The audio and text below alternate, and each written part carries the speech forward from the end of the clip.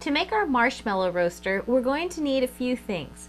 You're going to need a cardboard box, and the cardboard box needs to be larger than your page magnifier. Now, this is a Fresnel lens, regular page magnifier. It's bendable, it's made out of plastic, and if you feel one side, you can feel the grooves, and if you feel the other side, it's very smooth.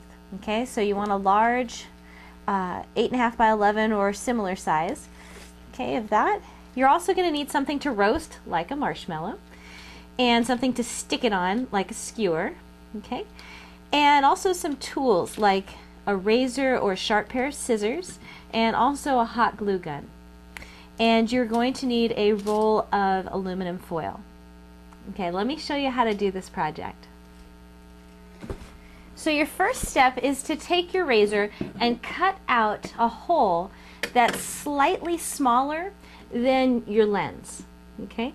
And so I'm going to do that on, actually on this side.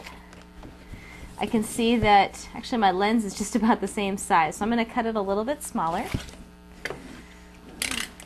So I've got my hole cut out here, and you want to just make sure that your lens will fit. Now before you stick your lens in, just kind of run your fingers along it. Find the side that has the grooves in it. That's the side that you want facing out, okay? If you have the smooth side out, it won't focus as well. So smooth side goes towards the box, and the grooves facing outward. You can go ahead and secure that in. And you want to use some hot glue on there to make sure this is nice and flat. Now once you have your page magnifier in here, just kind of double check, make sure you've got the grooved side pointing out.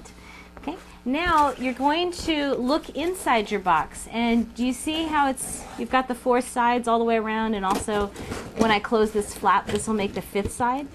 Well, all those sides actually need to be covered with aluminum foil, and the reason is you want to make it as shiny and as reflective as possible, so you actually don't burn the box itself, okay? Because this is going to bring the incoming light and really focus it.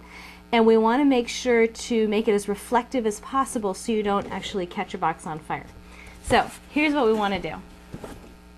Using your aluminum foil and your hot glue gun, go ahead and cover every surface except for the lens, of course, with aluminum foil. Make it all shiny inside. It doesn't matter if it's wrinkled or anything like that, or it overlaps. Just make the whole inside of the box shiny.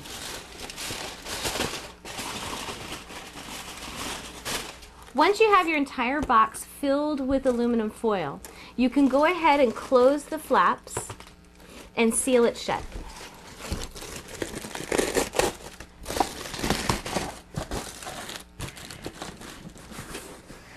And go ahead and tape this side shut. Now your next job is to actually cut a small window about twice the size of the marshmallow, kind of in the middle here. Now when you cut your window, you want to cut it like 2 shutters, and you want to open them up, and your last step is to take your skewer and poke a hole through one of the doors and then through the other door. Okay?